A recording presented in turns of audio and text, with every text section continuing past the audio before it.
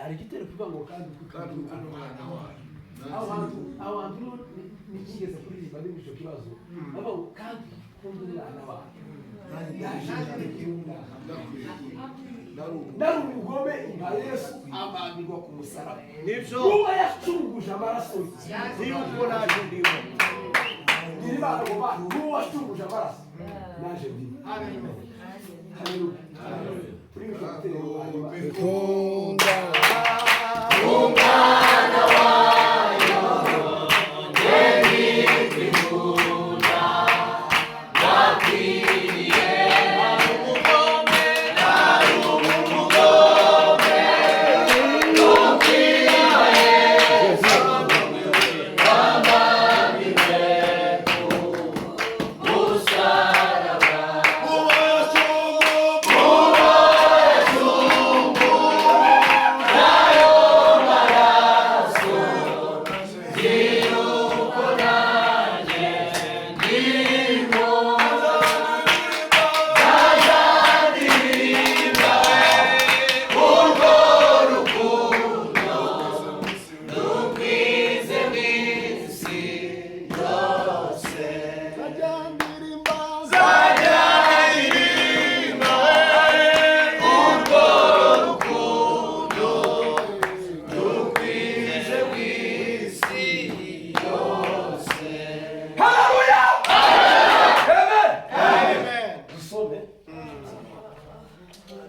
ijambo ry'Imana abantu bose Imana beza umugisha abategereje rwose hano mu barinzi b'iki gicaniro baduhaye ikaze umuyobozi wa gahunda Imana beza umugisha abantu bose Imana bagire neza rwose mwatwihereje nk'abavandimwe Bibiliya ivuga ngo mugire neza abantu bose uko mubona uburyo ariko uko cyane cyane aho umuzuzu yarizeye batwegereje Imana beza umugisha kuri iryo kaze turabizi neza kuko turi inshuti kandi turabakunda kuko dukunda nako ariko turakunda reka some Yona igitabo umuhanuzi Yona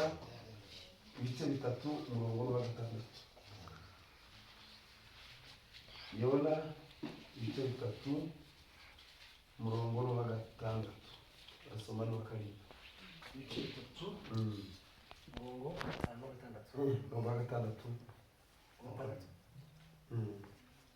ijambo rigera ku mwami w'Nineve soma cyane ijambo rigera ku mwami w'Nineve ahaguruka ku ntebe ye y'ubwami yiyambura umwambaro we yambara ibigunira yicara mu ivu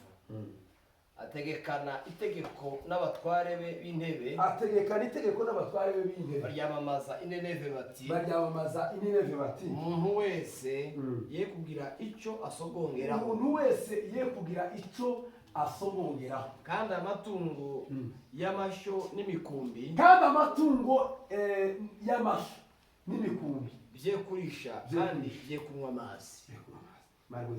Mariko 9:29 Mariko 9:29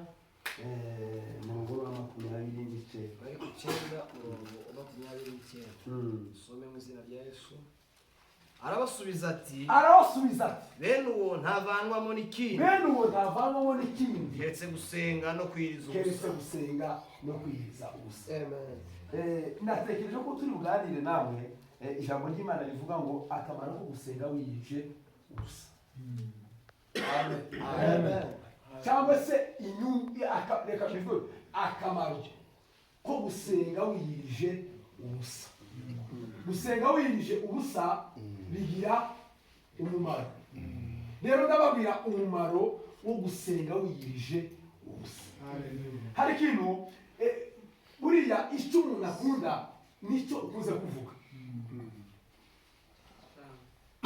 umuntu ikintu kiza kimufasha n'ikintu kariyeri umuntu abamo cyangwa se ikintu umuntu akuze gukora ni nacyo umuntu azakunda kuvuga cyane mu by'ukuri